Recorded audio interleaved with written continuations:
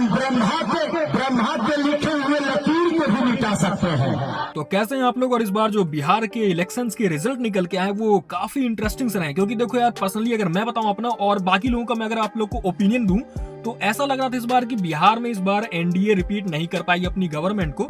लेकिन इस बार ना तो सिर्फ गवर्नमेंट रिपीट हुई बल्कि काफी सारे रिकॉर्ड्स भी बन गए। इसके बारे में हम लोग आगे बात करेंगे और स्टेप बाय स्टेप हम लोग समझेंगे आखिर की एनडीए वापस अपनी गवर्नमेंट लाने में कैसे सफल हो गई और महागठबंधन को आखिर कहां पास गलती हो गई और कहां पास उनका लॉस हो गया। इस बार जैसे बिहार इलेक्शन की डेट निकल के आई उस टाइम से ये लग रहा था कि शायद इस बार एनडीए अपनी गवर्नमेंट को रिपीट ना कर पाए, क्योंकि ऐसे बहुत सारे रीजन थे। उनमें सबसे मुख्य रीजन था नीतीश कुमार का अनफिट होना। आप लोगों ने पब्लिकली बहुत सारी सोशल मीडिया वीडियोस देखी होंगी जहां नीतीश कुमार कुछ मंच पे हैं और भाषण देने के टाइम वो कुछ ऊट पटांग बातें कर रहे हैं। यहाँ तक ये देखा गया था भाई कि विधानसभा के अंदर वो कुछ अश्लील बातें करते नजर भी आ रहे थे। पढ़ लेगी लड़की और वो जब शादी होगा लड़का लड़की में तो जो पुरुष है वो तो रोज रात में जो सदिया होता है उसके साथ करता है ना,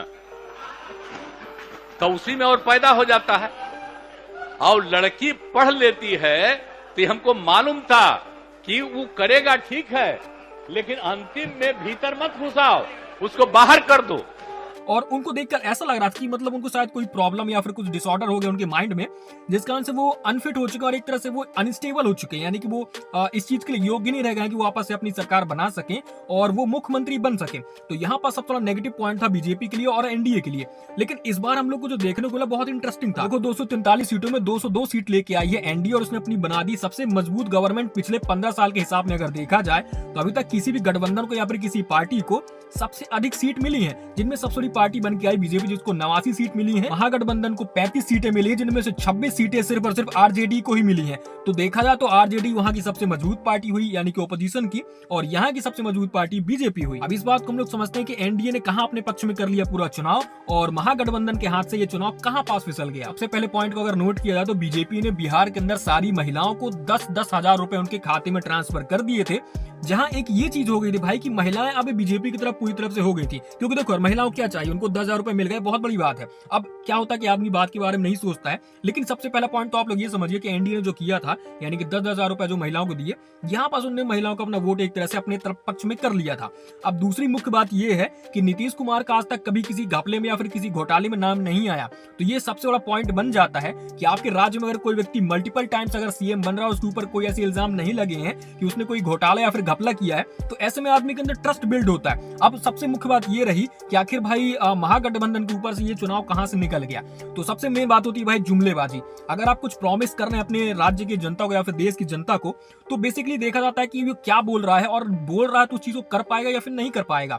तो अगर देखा जाए तो तेजस्वी यादव ने चुनाव से कुछ महीनों पहले ये बोलना स्टार्ट कर दिया था कि अगर मैं मुख्यमंत्री बन जाता हूं यानी हमारी गवर्नमेंट आ जाती है बिहार के अंदर, तो हम लोग अगले 20 महीने के अंदर ही भाई बिहार के हर एक घर में से हर एक व्यक्ति को सरकारी नौकरी देंगे। तो ये थोड़ा सा सुनकर ही मतलब अजीब लग रहा था। अब देखो बेसिकली अगर मैं बच्चे की बात की जाऊँ, एक छोटे से बच्चे की बात करूँ 10 साल के, तो उसको भी ये बात में बिल्कुल बिलीव नहीं होगा। तो भाई अगर बिहार के युवा अगर ये बात सुनते हैं तो उनको घंटा ही विश्वास होगा कि मतलब ऐसा कोई कुछ कर सकता है। देखो बीजेपी ने क्या किया, हर महिला को 10,000 रुपए दिए, उससे उनका ट्रस्ट बिल्ड हो गया बीजेपी के ऊपर या फिर एनडीए के ऊपर या फिर एक तरह से आप लोग समझ सकते हैं जेडीयू के ऊपर। लेकिन तेजस्वी यादव ने जिस तरह बयानबाजी की बहुत बुरी थी।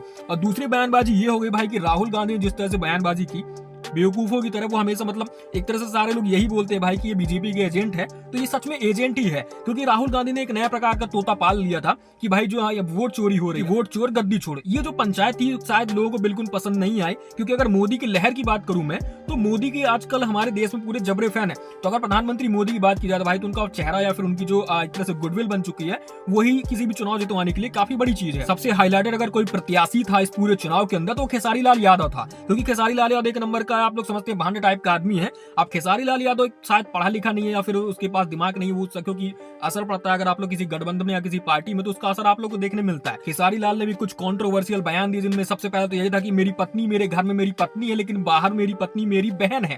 तो ये थोड़ा सा बकलोली वाली बात हो जाती है, पहली बात तो ये। दूसरी बात भाई खेसारी लाल यादव ने ये बड़ी बात बोल दी थी, हमें हराने के लिए कोई माई का लाल पैदा नहीं हुआ है।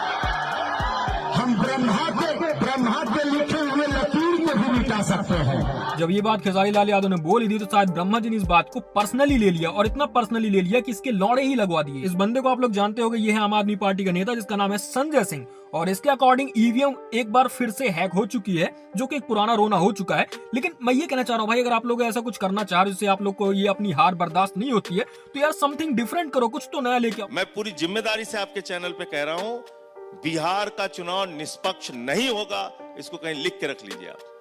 ये मंशा पहले ही चुनाव आयोग ने जाहिर कर दी। मतलब वही क्या, ईवीएम हैक हो गई, ईवीएम हैक हो गई, कुछ नया लेके आओ। तो ये ईवीएम हैक वाला रोना जो है इनका तभी चलता है जब ये लोग अपनी सरकार नहीं बना पाते या फिर इनकी जो सरकार होती है हाथ से चली जाती है। लेकिन ये बंदे लोग वहां नहीं बोलते जहां इनकी गवर्नमेंट रिपीट हो जाती है या फिर इनकी नई गवर्नमेंट बन के आती है, जैसे कि पंजाब हो गया। कुछ महीनों पहले जब आम आदमी पार्टी दिल्ली का इलेक्शन हार गई थी, तब भी वहां यही बातें हो रही थी कि ईवीएम को हैक कर लिया गया है। लेकिन जब पंजाब में इनकी गवर्नमेंट बनी तो वहां इन लोगों ने कुछ भी नहीं बोला। यहाँ तक कि जब कांग्रेस की हिमाचल प्रदेश में गवर्नमेंट बन के आई तब वहां पास रोना गाना नहीं हुआ। लेकिन वही मध्य प्रदेश में जब पूरी तरह से क्लीन स्वीप कर दिया था कांग्रेस को बीजेपी ने, तब यहाँ भी बोला गया था कि ईवीएम हैक हो गई है। और यही सेम बात बोली जा रही है बिहार इलेक्शन को लेकर, यानी कि लोग अपनी हार को पचा नहीं पाते। और सबसे मुख्य बात यह है कि अपनी गलतियों पे लोग ध्यान नहीं देना चाहते या फिर एक तरह से पर्दा डालने की कोशिश करते रहते हैं। ध्रुव टट्टी यानी कि जर्मन शेफर्ड का भी यही कहना है कि यार पूरी जनता जानती है कि जो इलेक्शन हुआ पूरी तरह से फेक हुआ, क्योंकि ईवीएम हैक हो जाती है, तो हम लोग यार क्यों ही माने कि ये कोई चुनाव हुआ है। और ध्रुव टट्टी ने एक बात ये भी बोली भाई कि आने वाले टाइम में हम लोग को इलेक्शन का विरोध करना चाहिए।